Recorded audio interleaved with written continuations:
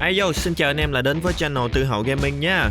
Video vừa rồi thì mình đã chia sẻ 15 tip di chuyển trong combat. Anh em nào chưa xem thì hãy tham khảo qua kênh mình nha. Và mình cũng đã lên lộ trình cho những video sắp tới sao cho anh em dễ theo dõi nhất. Và video nối tiếp series Beatskip Naraka hôm nay sẽ giúp anh em nắm rõ về các đòn đánh và cơ chế kéo búa bao trong Naraka.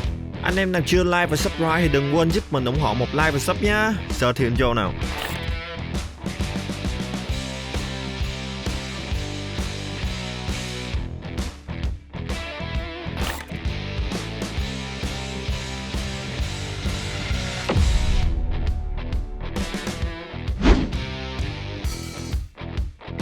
Nếu như anh em chưa biết thì cơ chế đòn đánh trong Naraka có quy luật tựa như trò chơi kéo búa bao mà chắc anh em nào cũng từng chơi từ bé. Cơ bản là game có 3 đòn đánh chính, mình sẽ gọi lần lượt theo màu sắc cho anh em dễ phân biệt nha. Đầu tiên đó là đòn trắng hay còn gọi là đòn đánh thường, kế tiếp là đòn đỏ hay còn gọi là đỡ đòn, cuối cùng là đòn xanh chính là đòn bá thể. Đối với đòn trắng thì anh em có thể ra đòn bằng cách lướt chuột trái hoặc chuột phải.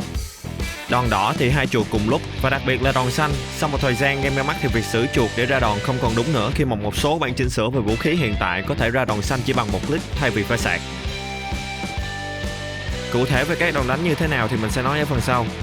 Trở lại với cơ chế kéo búa bao, tóm gọn đây là sự khắc chế của các đòn đánh. Hãy đi từ đòn trắng tượng trưng cho bao, đòn đỏ là búa và đòn xanh là kéo. Ok, giờ anh em có thể hình dung ra là anh em và kẻ địch cùng ra đòn thì đòn trắng sẽ gây hiệu ứng cho đòn đỏ và đòn đỏ sẽ gây hiệu ứng cho đòn xanh, và theo vòng lặp thì đòn xanh sẽ khắc chế được đòn trắng. Còn trường hợp cả hai ra đòn giống nhau thì đương nhiên sẽ là họa. Đòn trắng sẽ khiến cả hai bị đánh bật lại. Đòn xanh thì ai ra đòn trước sẽ gây được sát thương hoặc sẽ bị đánh bật lại nếu cả hai cùng tung đòn.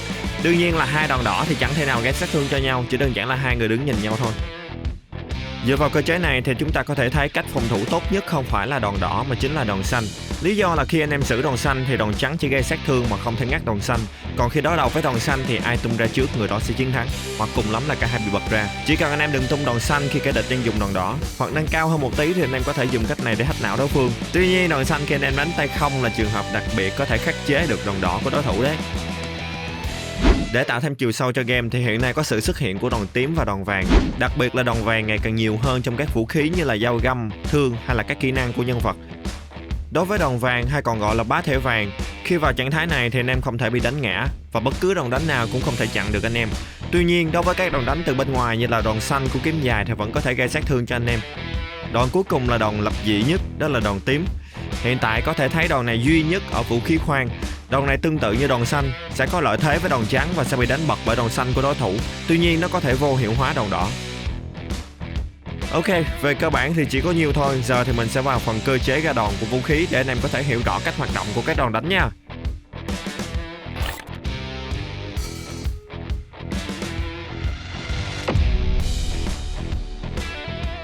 Tất cả các vũ khí cận chiến trong game đều có cơ chế chung, đó là khi nhân vật ở trạng thái bình thường thì chuột trái sẽ là đòn đánh ngang, chuột phải sẽ là đòn đánh dọc.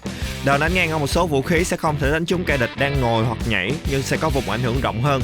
Còn đòn đánh dọc sẽ gây sát thương cho những hành động trên, nhưng sẽ có tầm ảnh hưởng hẹp hơn.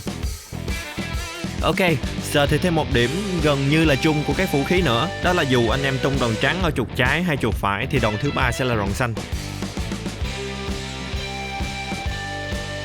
Tại sao điều này lại gần như là điểm chung? Lý do là riêng với đại đao thì khi đòn đánh thứ hai sẽ là đòn xanh.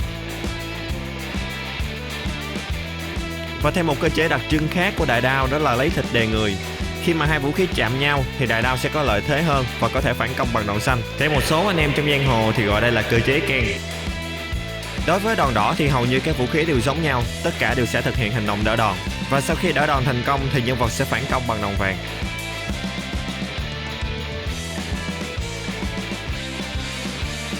Về đòn xanh khi xử chuột thì hầu như các vũ khí sẽ giống nhau, cũng dựa theo cơ chế chuột trái là ngang, chuột phải là dọc. Tuy nhiên cũng có một số vũ khí đặc biệt nữa, đó là dao găm, khi chuột trái sẽ hất lên trời và chuột phải sẽ đào xuống đất. Đùa chứ cả hai đòn đều là đòn dọc nha.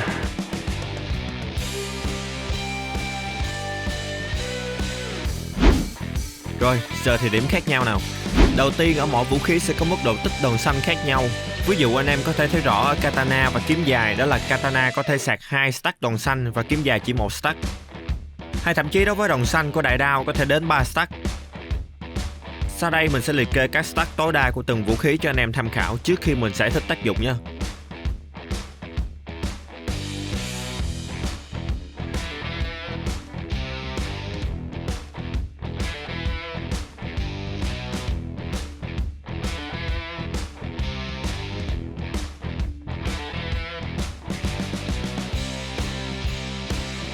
stack 1, 2 hay 3 của mỗi vũ khí sẽ có tác dụng khác nhau. Một số anh em làm tưởng là cứ giữ càng lâu thì gây sát thương càng nhiều, nhưng không phải nha.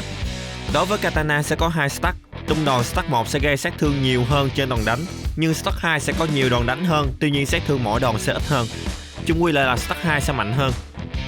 Còn đối với thương, uy lực khi tung đòn stack 1 và stack 2 đều ngang nhau.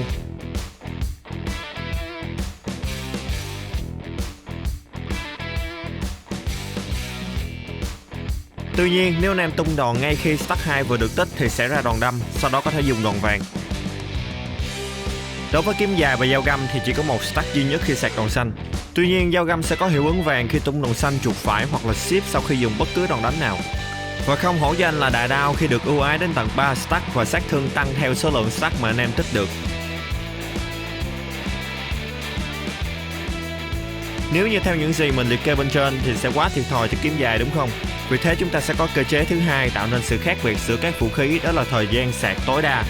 Tức là thời gian tối đa anh em có thể giữ đòn xanh trước khi nhân vật tung đòn xanh. Anh em cứ xem video là hiểu nha.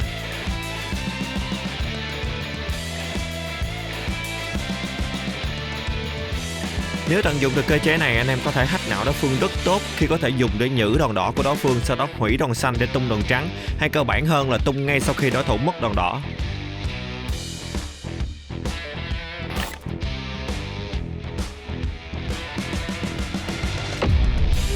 Nói về các đòn đánh trong combat thì có vô vàn cách để xử lý tùy vào trường hợp của anh em, nhưng mình sẽ nêu ở đây một số đặc trưng của các đòn đánh và cách ứng dụng hay khắc chế tốt nhất cho anh em nha. Chắc anh em ở đây cũng từng gặp một số cao thủ bán hành cho anh em không thể nhúc nhích được đúng không? Và nếu để ý kỹ, họ sẽ luôn mở đầu bằng một đòn trắng. Điểm mạnh của đòn trắng đó là hiệu ứng mini stun và tốc độ ra đòn rất nhanh. Đây là mấu chốt của tất cả combo sau này. Anh em hãy tận dụng điều này để lấy lợi thế trong combat. Bằng chứng là khi lên mức rank cao, anh em sẽ thấy rất ít trường hợp kẻ địch khi yếu máu mà người chơi lại dùng đòn xanh để dứt điểm. Dễ hiểu hơn, đòn trắng sẽ gây sát thương cho kẻ địch khi dùng đòn xanh và đương nhiên sẽ không bị đỡ bởi đòn đỏ. Vậy thì chẳng có lý do gì mà anh em phải dùng đòn xanh để cho kẻ địch có cơ hội đỡ đòn và hất văng cả đội anh em. Cũng như trong trường hợp trên, nếu kẻ địch tung đòn xanh lúc này thì như một canh bạc vậy. Bắt buộc kẻ địch phải tung chính xác, còn nếu bị một trong những đồng đội anh em đỡ thì coi như đi luôn. Chưa kể trong lúc sạc đòn xanh thì cũng có thể đủ thời gian cho đòn trắng dồn sát thương kết liễu. Điểm yếu của đòn trắng đó là anh em phải nắm rõ cách thức hoạt động của đòn ngang và đòn dọc. Ngoài ra, nắm được thời gian mini stun của các đòn đánh có thể tạo ra lợi thế. Mẹo cho anh em mới bắt đầu là hãy học theo sách giáo khoa, sau đó từ từ biến đổi và kết hợp tạo một số cái riêng cho anh em. Vì nếu cứ spam đòn trắng thì chẳng khác gì anh em hiến máu cho kẻ địch khi kẻ địch xử đòn xanh cả. Thế nên hãy tập cách nối đòn bằng các phím như là C, Space hoặc là Shift nha. Cụ thể như thế nào thì mình hẹn anh em ở video sau. Như đã trình bày bên trên thì đòn xanh đối với cá nhân mình là đòn phòng thủ tốt nhất. Điểm mạnh của đòn xanh đó là có lượng sát thương rất lớn và nếu áp dụng tốt thì anh em có thể hack rớt cả não đối phương đấy. Một ví dụ cho anh em đó là anh em hãy xử đòn xanh, lúc này nếu đối thủ đỡ đòn thì anh em hãy tung đòn ngay sau khi hiệu ứng đỡ đòn mất. Trường hợp đối thủ cứ ra đòn trắng thì anh em hãy tung đòn xanh ngay khi đối thủ đang đánh đòn trắng. Đừng để kết thúc nhịp đòn trắng thì mới tung, sẽ dễ bị rớt vũ khí đấy. Nâng cao hơn thì anh em hãy giữ đòn xanh cho đến khi đối thủ đỡ đòn thì nhanh chóng shift bỏ đòn xanh và dùng đòn trắng để bắt đầu combo nha.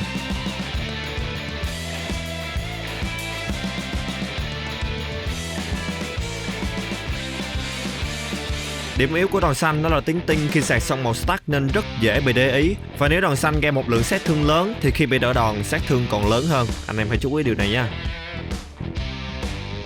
Trong combat ở mức rank tầm 3000 trở lên thì anh em phải dùng đòn xanh thật chính xác. Đừng nghĩ cái tung càng nhanh càng tốt nếu không muốn bị đồng đội chửi SML. Anh em có thể áp dụng cách ra sau lưng kẻ địch để tung đòn xanh, hoặc là anh em hãy tập xử đòn xanh và chờ thời cơ. Nếu thấy kẻ địch đang quá rảnh thì đừng dại mà tung đòn. Khi đó, một là hãy bỏ đòn xanh luôn, hai là đợi kẻ địch đỡ xong rồi hãy thả. Nhất là mấy ông nội hay đánh kiếm khí, tạt từ lừa hộp dưa là đi cả team. Ưu điểm của đòn vàng đó là không thể bị đánh té nên mình nghĩ không phải nói quá nhiều về điều này. Tuy nhiên có một số lưu ý là nếu kẻ địch sử dụng đòn vàng thì anh em không nên đến gần, đặc biệt là với thương, anh em sẽ bị cuốn vào vòng xoáy cuộc đời luôn đấy. Đáng quan ngại hơn là mình thấy có một số ông nhìn đồng đội bị đỡ đòn là bay vào cover, sau đó cả team lại lost game. Thay vì vậy, khi đối đầu với đòn vàng thì hãy đứng xa để chờ, hoặc là nếu có kiếm dài thì hãy dùng kiếm khí để hỗ trợ đồng đội là tốt nhất.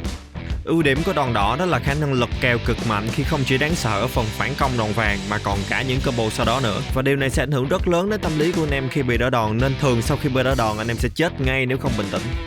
Và cái gì quá thì cũng không tốt. Một số anh em cứ thấy đối thủ có màu xanh là lập tức đỡ đòn, cứ nghĩ là mình phản xạ nhanh vãi đái. Thế nhưng anh em nên nhớ là một số cao thủ rất ít tung đòn xanh mà chỉ dùng để nhử đòn đỏ của anh em để tiễn anh em về màn hình chờ bằng combo đòn trắng.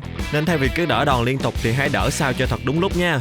Và mẹo đỡ đòn như thế nào cho nhanh hay hack não thì sẽ có ngay sau video sau nhé anh em.